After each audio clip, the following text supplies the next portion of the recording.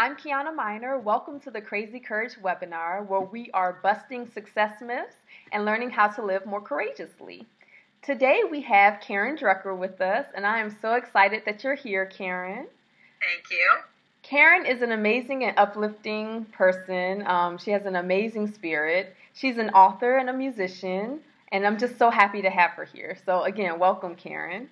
Well, thank you. What a beautiful smile you have. My goodness, that is one of the things that's so incredible about Skype. I mean, I'm kind of new to all this. I got to tell you. I'm not a technical kind of gal. I should be. I feel like I want to be. But, doing Skype is still new. But look at you. You're gorgeous. Thank you. So are you. Yeah, I love Skype. And I love the fact that we can see each other, even though I think we're on different sides of the country. So, where do you live? I am in Washington, D.C. Oh, what a kick. I'm in San Francisco. Oh, okay. That's awesome. That is awesome. So, Karen, just start out by just telling us a little bit about yourself. I'm very familiar with your work, but just let the audience know a little bit about yourself and just some of the courageous steps you've taken along the way from where you were to where you are today.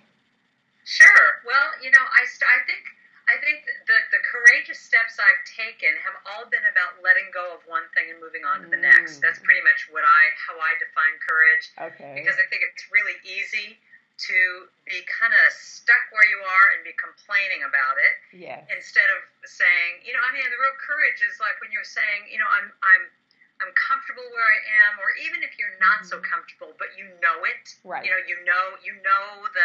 You know the landscape of complaining every morning. It's like it's familiar. And I think that my story is one that I took a lot of risks when I was first starting out as a musician. Okay. I started off singing, doing a lot of hotels and playing bar mitzvahs and weddings, and I can sing Evergreen and Feelings and New York till the cows go home. Right. And I think that probably when I had the calling inside of me to do positive message music, it was really letting go of this very secure lifestyle that paid me money, paid my rent. Yes. To be able to go off to what it is that I really wanted to do. Okay. And, I was really lucky because I got into doing this positive message music completely by a fluke. I had a friend who was a music director of a New Thought church, and she said, could you just come and sub for me and play some happy songs? And I'm like, I don't do religious music. I don't even know what this is. Right. And that's what started my whole process. It's just, playing at these churches and starting to write messages that meant something to me and meant something to the congregation, and it was like this whole new path. Oh, wow. So the first time that you played, did you feel connected to it? It was really interesting because I literally showed up. This was probably about 15 years ago. I showed up at this gig on a Sunday morning just going, okay, I'm making $100, just completely like, I don't even know what this is. I'm just making $100. And to me, that was great. It was like, I'm just making some money on a Sunday morning, because I was used to playing blues bars at, till 2 in the morning on a Saturday night. But I kept showing up, and I kept resonating with the message. Okay. And I kept really feeling like, this speaks to me. And I never even realized that there was a whole philosophy. Now, when I say New Thought, I started off in United Church of Religious Science, so the religious science community. There's also the Unity community that I've moved into. But, I didn't even know that there was, books about this stuff, and it really resonated, and I started writing songs about it, and a whole new path was created. Oh, wow, that's awesome. And I'm so thankful that it was. When I first was introduced to your music, I was working in corporate America, and just kind of what you were saying earlier, I wanted to take a leap, but I didn't know where I wanted to leap to, and I just didn't have it in me quite yet to move because I made a lot of money. And so, isn't that something when you're making a lot of money? It's like you're just kind of going, I can't. Even though you weren't happy. It's like, you're willing to settle, yeah. You're willing to settle. So I was settling, and one day I was just getting into New Thought philosophy, and one day I'm driving home, and I'm like, man, the music that I listen to sucks. It wasn't really positive. It was kind of negative. It was a lot of heartbreak kind of music. I had just gotten out of a relationship as well. So I went on iTunes and I was like, okay, there's got to be some positive music. And you were one of the first artists that popped up in my iTunes search. Really? So you didn't even know anything about me? I didn't know anything. No, it was just a blind iTunes search. Yes. Now, see, that really helps me to know that. Yeah. Because that's really interesting. Because most people come to me, they've heard about me through the different retreats I do or the churches I play. But for you to just be like, I need something uplifting. Right. And then there's a whole lot more of me out there. I mean, there's a lot more of positive message music artists that are out in the world, and we just need to be known. Yeah. It's like we're like our own little movement that's kind of under the radar, and I'm really trying to get us above the radar, Yeah, I think it is that a lot of people don't know, especially if they haven't discovered New Thought yet. And I was just getting into it, so I was still pretty new to that philosophy. So, but anyway, the first song that I downloaded was "I Start My Day," and I played that song over and over and over again, and it just helped me to, instead of waking up, dragging myself out of bed, it really helped me to bring a new light, a new energy to the start of my day. And so that's kind of where it started. And of course, I ended up downloading everything else after that. So it was pretty amazing. Well, that's really, you kind of hit on something that's really important to me. That's really a big part of what I do, which is all of my Songs of the Spirit, 1, 2, 3, 4, those chanting CDs, and actually this last one too, with Love Anything Is Possible, starts the same way. I have this thing about having the very first song be one of real positivity, and like if you imagined, if you had an alarm clock radio, what would be the first thing that you would hear? Okay. And so I start my day with love. There's that. On Songs of the Spirit 4, it's I will surrender to my greatest, highest good. Oh, right. On number 2 is thank you for this day, Spirit. Thank you for this day. And on this last one is may I see with the eyes of love, may I hear with the ears of love.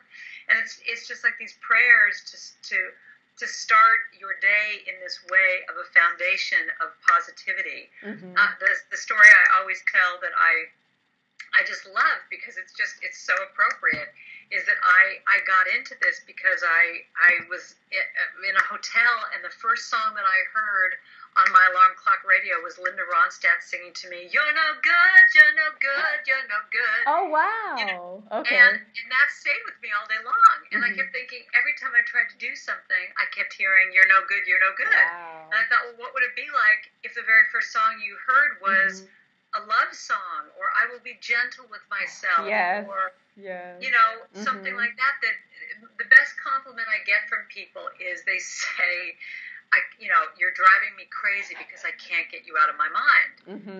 I just keep hearing this loop of I will be gentle with myself. But the thing that I really believe about music is that and those are also called earworms, when something gets in your head and goes over and over and over again. Okay. But the thing that's really interesting is that I think it's been scientifically, I think there's all these new scientific studies coming out around this, that your mind will attach to what it is that subconsciously you need to hear. So why does your mind attach to certain things, and it keeps going over and over and over again? On some level, there's some part of you needing to hear that message. And so I truly believe that any of my songs that are a positive message, there is something in there for someone saying, I need to hear I am healed, or I need to hear that I've been beating myself up a lot, so I will be gentle with myself. So that's a lot of what motivates me, is thinking about what we're all saying. And I always say in every one of my concerts, you get to see what all my issues are, because this is what I write about. Anything that I'm affirming, it's it's what I write about. I don't have these issues. This is not like I have these things handled. This is what I'm working on in my life. Okay. So do you use these affirmations? Or affirmations just got near and dear? I totally do. And if anything, when I forget, I have these wonderful friends who say to me, there's this song by this girl that you might want to listen to. Right. And it's perfect, because it's true. I mean, they will just throw it in my face because I'll just forget. And I truly believe that that's a lot of what I work on in my workshops, is the concept that we all go offline. Our minds just We'll be like in this centered place, and we just kind of veer off. We'll go into those negative places, or we'll think we're not worthy, or we'll have those gremlins or those inner critics come up and go, ee! Right. And I really think that what positive message music does, and what a show like yours is all about, and what reading, Wayne Dyer and Joan Borisenko and all these great people, it brings us back to center. It brings us back to that place of alignment. And that's why the songs that I write, that's the message in there, is getting back into that place of just remembering. Because we forget. We just forget who we are, and these songs hopefully remind you.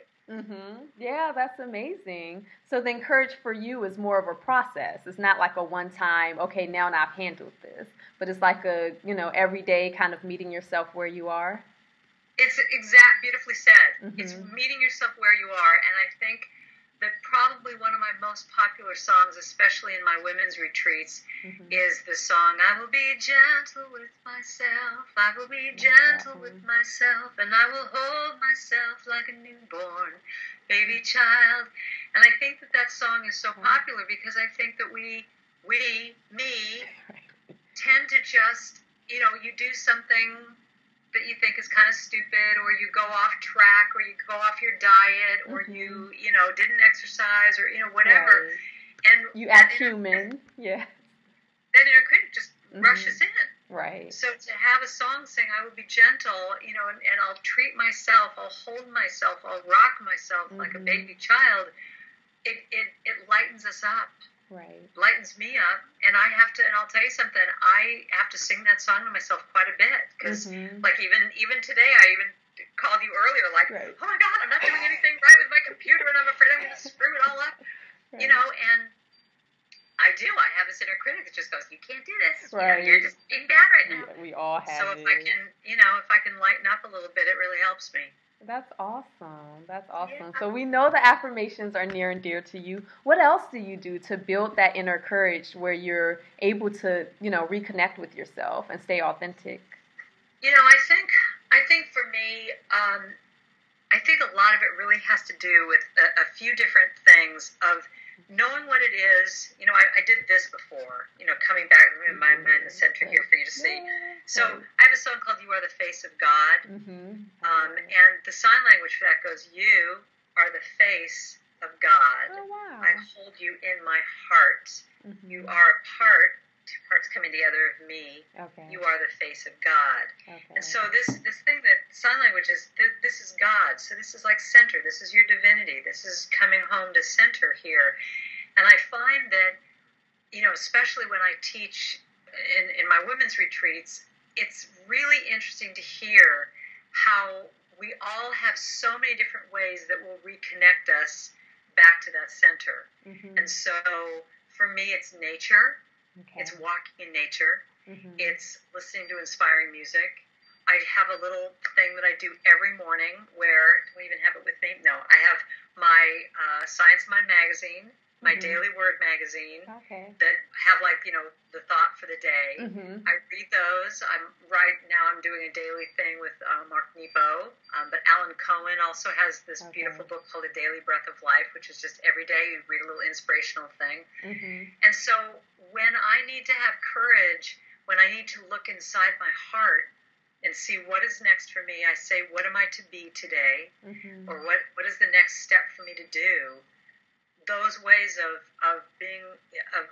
reading these books and having that time in the morning. I just sit there with my little coffee and I have my little kitty cats around me. And it brings me back to center so that I can start my day and start to look at what it is that I need to do. And, I think the word being courageous is a really loaded word. I think it's a great word. But, I think that our inner critics can sometimes have their way with us around that word, because I think it can be easy to start to judge yourself against other people and think, oh, well, that's courageous. I can't be that courageous. I don't have courage in me. But, we all do courageous acts every day, even just being kind to someone in the Starbucks line, turning around and going, hey, how you doing today? Right. That's courageous. You know, I mean, to put your heart out, because that person could be like, I don't want to talk to you.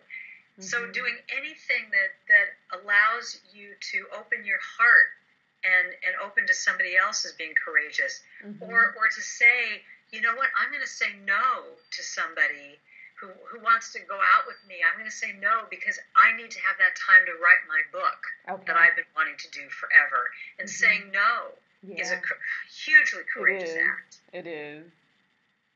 You know, we do courageous acts every day, but I think a lot of times our inner critic can set it up to be, it's got to be like, walking to the top of some mountain summit, and it's not. It's like the littlest teeny things can be the most courageous acts. Yeah, I completely agree with you. I think courage can be that sort of quiet voice within you that keeps you going, that that daily voice. Even taking time to meditate for 5 minutes, that's courageous when you have all these demands on your day and you're going no, I'm gonna just do this right now. This is for me. To put a boundary around your life and just say, this is what I need. Or to do anything, anything that's against your script. Right. Like if you have a certain way of being, if you've been a nice girl like I have, and you're always nice and you say yes to everything when you really don't want to. Right. The first time you say no to something that you just feel like, the world is going to cave in if I say no, and you actually do it, and wow, guess what? The world is still here. Yeah. Yeah. I have a song that I wrote called "No is My New Yes," and the words to that song have really helped me a lot, because one of the lines in that song says, "How good is my giving? How authentic? How true? When I cheat me just to please you." Oh, wow. How good is my giving? How good is my giving? How authentic, how true, when I cheat me just to please you. And it's really true. If I'm cheating me, if I'm not being true to myself, and I'm just doing things out of a knee-jerk reaction of just saying yes and I want you to like me, how authentic am I being? Right. So to me, real courageousness actually really comes down to being authentic. That to me is the true courageous act, to really put yourself out there and be willing to risk that someone's not going to like you because of who you are. Right. What you're saying, what you're doing. It's amazing too, because when we're authentic, it really does give other people around us permission to be authentic too. So exactly. You mentioned that you did workshops. What kind of stories do you hear from women who are taking your workshops or listening to your music? Like, what are some of the success stories that you've experienced? Well, I got to tell you, I think that, I wrote a book a few years ago called Let Go of the Shore, and I really felt that this book actually is all about all my stories from, going from one thing to the next, and every time I went to the next level, I had to let go of something. Okay. And one of the things that's really been amazing to me, and this is when you're really willing, I think, to just say, okay, Spirit, I'm here. Right. I don't know what's next, but use me. Here I am. And what came out of it was doing these women's retreats, which I just find so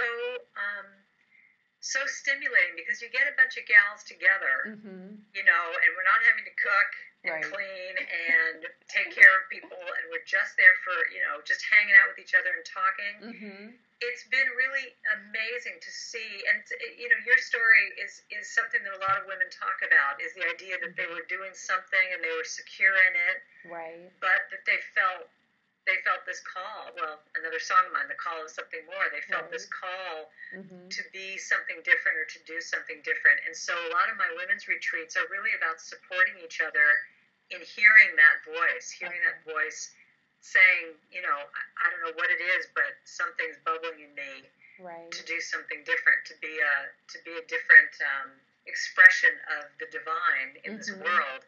And so, I think the success stories are more along the lines of when we are together and you just see people transform. You just see their faces just change, as the days go on. I'm doing a retreat. I actually have one more space available. I'm taking a risk, and I'm doing my own retreat in Maui, Hawaii, in October. And I had quite a few women when they were asking me about this retreat. when they were kind of questioning if they could do it and could they afford it and blah, blah, blah. And, quite a few of them said, I always wanted to go to Hawaii. It's been on my bucket list, and I always thought I would go when I was married, and this is where I'd go for my honeymoon. Okay. And so what was really interesting is that they haven't gotten married. It's not their honeymoon, and they said, I'm going. Oh, I'm keeping this to myself. I love that. And those are the kind of stories that I love, when people are just willing to just say, I'm doing this. And it's for me too, because even this Hawaii retreat is a stretch for me. Usually when I do women's retreats, I'm just brought in. Someone just hires me. I just show up. There's people there. But this is, I'm creating this all on my own. There's, this is just kind of, I have help. I have, someone helping me do it, but it's my own production. Okay. And it's exciting.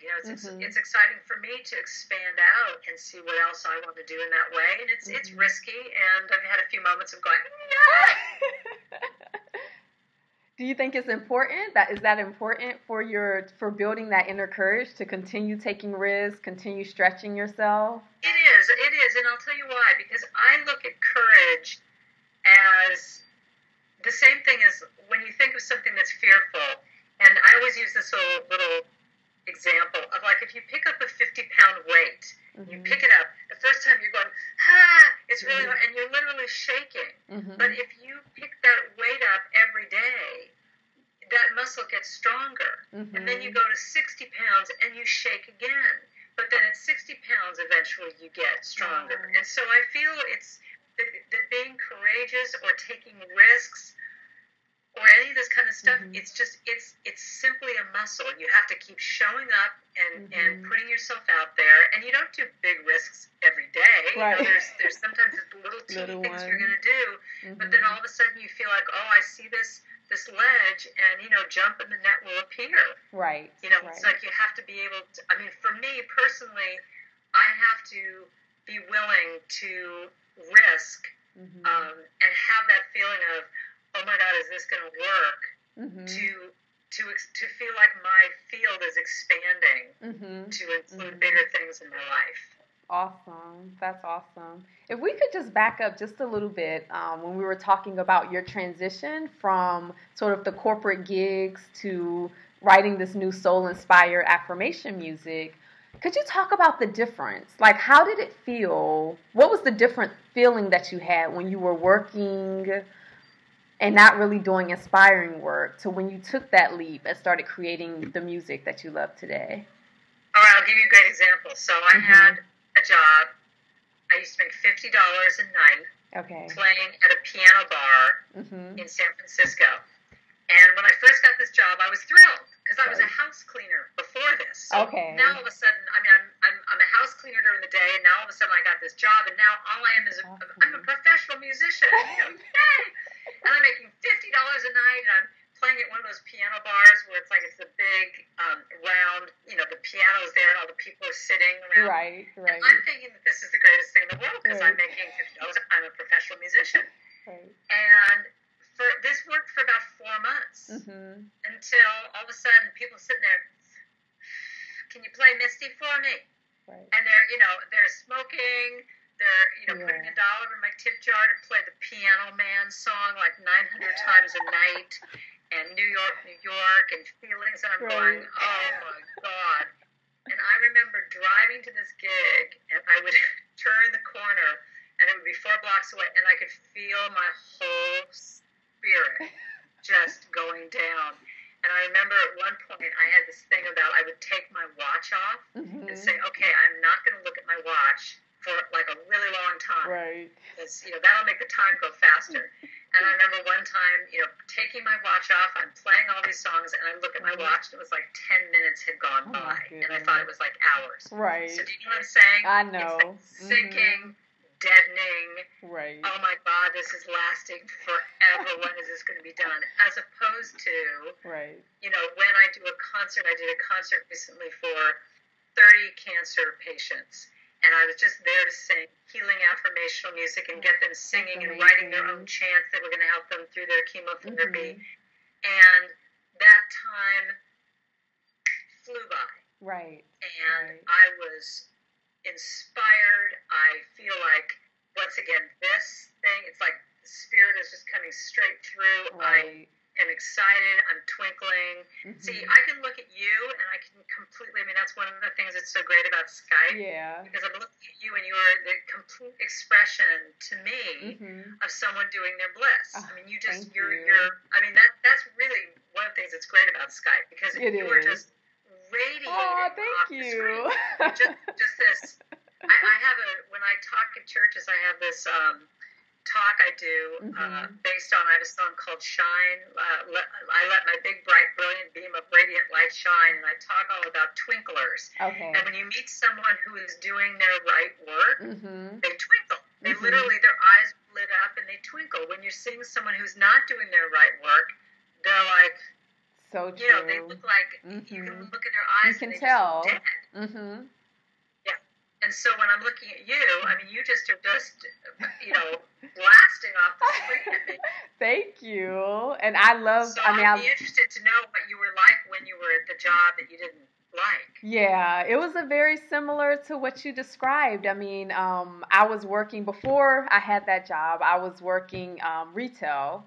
And I was working there to kind of get myself through college, and I was just, you know, not enjoying that either. So when I first got this job in corporate America, I thought, oh my goodness, I made it. You know, the income was great, and I could afford things that I couldn't afford before, and I was wearing a suit to work every day, and I just knew, you know, I had a briefcase. I just knew that I'd made it. You were all that. Yes. Yes, I had arrived. And so, you know, a year went by, and the more and more time that passed, it started to just weigh on me, you know, like that suit got heavier, sitting at that cubicle. That's a great thing, that the suit actually felt heavier, and the briefcase. Right. I'm like lugging it in. And now you have back problems because your suitcase is so heavy. It was true, and the cubicle it was closing in on me, and it just felt smaller and smaller.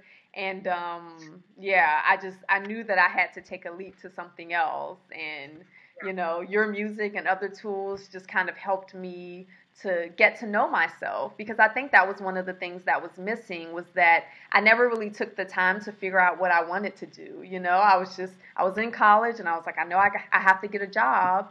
I have to make money, so this looks great. Let me do this. You know, it wasn't really that I took the time to tune in and to say, okay, what brings you joy? What makes you happy? What is your gift? How were you meant to serve the world? So. And those are great questions. I mean, for anyone who's listening, all those questions are great. In all of my workshops, I do an exercise that I got from my friend Alan Cohen that I just think just really says it, and I use this in my personal life every day. Okay. And it's simply, this is it, this is not it. Right. Okay. This is, you know, what, this lights me up, this doesn't light me up. Or, you know, this is a match, this isn't a match. Right. However you want to say it in your own mind, but just saying it, not it. Because it's like when something is it for me, you know, I'm lit up. The time goes by in a second. I'm excited. I have new ideas. You know, so for example, what's not it? I just had this thing with being on the phone, doing one of those, being on hold with a company I mean, I just kept thinking I should just hang up, but I needed to get the answer. And I just kept getting more and more frustrated and going, this is such an example of not it for me. I literally am just feeling my whole insides churning, and I was just getting so upset. And I just thought, you know, this is what is so important to recognize every day. When you're with someone, it, not it. Right. And I think the other thing I like, the reason why I also like the way of saying it also is match and not a match, is that it also takes a little bit of the personal part out of it. When you look at something and say, am I a match to this? Right. You know, is this matching my vibration? So, I mean, you obviously, what happened in your job was, you know, that cubicle was getting smaller for you, because it's like your vibration was going up and up and up and up, and that job was not matching it. And I think that when people can recognize, and this is for me too, I say this to myself as well, when we can all recognize that it's like, it's fine. That served me. Right. That totally served me to get to the next place. There's nothing wrong with moving on. Right. It's time, but it takes a while to move on sometimes. I mean, I think sometimes people realize when they realize it's not a match, like, oh, I got to do something, right now about it. Well, sometimes it took a while for me to transition out of the wedding singer thing to be able to make a living doing what I do now. But it's having that vision. It's having the courage to say, but this is what I want. And I believe that the universe starts to put things in place and put people in place for you to start to get to that place. Yeah, I totally agree with you. And yes, it took some time for me as well. I mean, from the time that I realized that I definitely wanted to leave to actually quitting, I think was like 3 years. So it took some time. Yeah, it definitely. That's important for people to hear, because I think it's like once you get it, sometimes I've heard people that this is what will happen in my women's retreats, that they'll beat themselves up and think, oh, I'm not being courageous, or I should just quit tomorrow. Right. And it's like, well, no, you need to still pay your bills, but you start to vibrate into the places that you want to be. Start to cultivate a new life. Yes. Yeah. Yeah, that's so awesome. So when you left your corporate job, then where did you? Actually, while I was still working, I was I became a massage therapist. So I worked in the day and became a massage therapist at night. And when I left my corporate job, I started doing massage full time. And I also, even when I left my corporate job, I still did some corporate consulting. So I did both. I was a massage therapist. I did corporate consulting. Wow. Yeah, so I kind of wore both of those hats and slowly weaned off the consulting and did massage full time. And the massage, I'm not doing it right now anymore, but what it did for me was it put me in an intimate space with people where they would tell me their deepest fears. They would tell me what they dreamed about, what they wanted to do with their lives. And funny enough, I always attracted clients. All of my long-term clients did not enjoy their jobs and wanted to leave. Like they had a very similar story. Isn't that interesting? Yeah. And so after a while, I was like, I think this, I started talking, enjoying the conversations almost more than performing the massage. And I was like, it's these conversations that I want to have with people. It's that courage that I want to help people cultivate in order to go toward the things that they love, So, yeah, it was a slow process, but it was worth it, all worth it. And so now you do coaching with people? Now I do coaching, yes. So, yes. And you still do massage? No, I'm not doing massage now. So wow. Just coaching, yes. Good for you. Thank you. Yeah, so it's been an amazing journey. It's been awesome. Wow. Well, you look like you're just lit from within so much. Thank you. You do talks also? Do you go out and speak? Yes, I do. I do speak. I speak at seminars and I speak at group retreats. I actually just had a retreat a couple of months ago that I spoke at. So I do different types of events. Yeah. And do you have you written a book yet? I have written a book, but I'm working on another one. The book that I have a 9-month-old and a 2.5-year-old. So I wrote a book about, it's a sort of a meditation book for new moms. So I wrote and self-published that, and now I'm working on another one for entrepreneurs. So, great. Thank you. Yeah, so it's been amazing. As I'm sure your journey, it sounds like it's been amazing as well. So. Well, and the journey, one of the things, another little story I always love to tell that I think is really, it just, I think it's so interesting. One of the things I do for fun is I'm a long distance swimmer. I do ocean water, open water swims. Okay. And I was part of a relay team that swam the English Channel. And what I think is really interesting about this whole story is that when you swim the English Channel, it's 22 miles straight across. Okay. But the only way that you can do it, you do it as a relay team. Each woman swims an hour at a time. You're swimming next to a boat. But you have to go in this zigzag all the way across.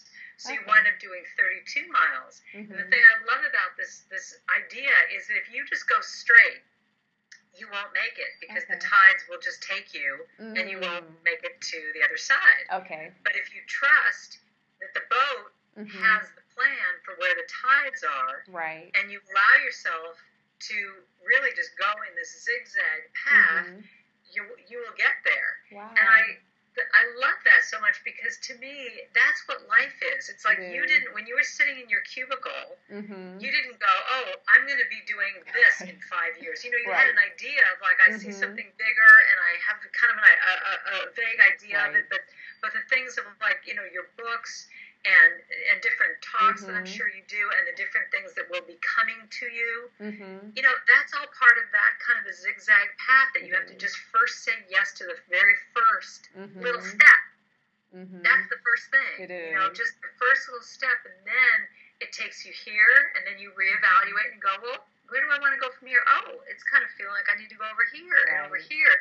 And you just never know what's going to happen. I mean, when I first started off, I mean, the fact that the main way I make my living now is doing talks and women's retreats. Oh, yeah, I'm like so into doing keynote talks and speaking churches. And it totally fulfills me. I have to remember sometimes I'm supposed to be singing as well because I just get so into the talk. It's like, oh, yeah, they want me to sing, do. But, you know, that turns me on. Right. Wow. You know, and it was the next progression that I had no idea about when I first started out. But, that's amazing. You know, yeah, I it's didn't like know I was going to write a book either. Yeah, it's like you have to trust and just surrender to the process. You really do. Yeah. And it's funny because you get little flashes of it earlier in your life. Like now in retrospect, I look back to my corporate days and I'm like, oh, the training, I used to have to train. I had about 1,000 employees who did similar things to what I did. So I used to have to train them. And the training would make me feel alive. And I didn't know why. Well, yeah, it was you as a performer. Right. Yeah, of course. Yeah, it would totally like light me up. And now when I look back on that, I'm like, oh, wow, I was getting little clues. At the time, I didn't know to follow my joy. You know, I was in my early 20s. I kind of wanted to follow the status quo. But, you know, as I look back on it, I'm like, oh, the universe was just giving me little clues here and there. This is what lights you up. This is the way to go, you know, so. Well, you know, I think that's an even better way to say that. Just like what lights you up and what drains your energy. That's true. Yeah. You know, when you can look at that and you can just start to say, okay, I want to keep going more towards what lights me up. Right. That's the way to go. And I have to remember that all the time. I mean, you know, I think it's a daily practice. It is. Because it's really easy when we have responsibilities and things to do. I mean, I'm getting ready. Actually, I'm coming to the East Coast next week. Awesome. Yeah, I'm going to Chicago and then Manhattan. I'm doing a talk, kind of, I think, what we're doing. I'm going to do a thing in Manhattan about the creative process. Oh, amazing. Tuesday the 19th, I'm going to be at this place in New York. Oh, okay. And then I go to Palu Retreat Center up in Massachusetts for a women's retreat. Oh, wow. But, you know, it's like as I'm preparing for that, and I have all these other responsibilities coming in, it's like I just have to keep saying, you know, what lights me up and what dims me down, and get rid of those things. I mean, my husband was so funny. He kind of gave me a little riot act this morning where he said, why did you spend all this time trying to get your computer to work when that makes you crazy? And you know, for me, I can get it done in a second. That's and funny. It's my joy to do that. It's like, yeah, I know. Okay. But it was like, it was making me crazy. Right. But he can handle it. It's what he's so good at doing, and it does light him up to like have a problem on the computer. For me, oh wow, I go crazy. Right. So it's like right. let it go and wait a couple hours and ask him to do it when he comes back. It's right. That's awesome. Yeah, sometimes I feel like we're just trained to work hard, you know? You're like, I just want to work hard, and we just have to bring the joy back in. Yeah. I'm really it's such an ego trip. There's a great singer in your area. It's kind of in your area. Her name is Claudia Carowin. Okay. You know her? She's fabulous. Okay, I have to look her up. In your area. But we're writing songs together right now. We're doing it on Skype. We're writing like every couple of weeks. And we just wrote a song, Let It Be Easy. Just this whole song about just make it easy. Every time you're going to choose, you have a choice that you can stress out or you can make it be easy. Oh, nice. So that's what I'm vowing. Oh, that's awesome. That's the courage to let it be easy. I love it. The courage to let it be easy, yeah. I love it. Okay. Well, Karen, where can people get in touch with you if they want to know more about where you're speaking or what workshop you'll be at next? How can they get in touch with you? So my website is www.karendrucker.com, Okay. drucker.com, and it has my calendar on there. And if you just click on my calendar, you can see all the places I'm coming. So I'm leaving on the 14th, so I can go to Chicago, then New York, and then up by Boston area. And you can sign up on my email list there, so when I have a new CD coming out. And I also have a store there. You can do MP3s and sheet music and all that kind of stuff, too. So everything's on my website. Okay, awesome. Well, thank you so much. You shared so much wisdom. It was amazing speaking with you. Well, truly amazing. I really hope we can connect sometime. I feel like this is really great to see how you really can get someo's energy from Skype. So it is. Yeah. I don't know what we can do, but I need to meet you. Yeah. At some point. Work together. Yeah, me too. Okay, thank you. Thank you.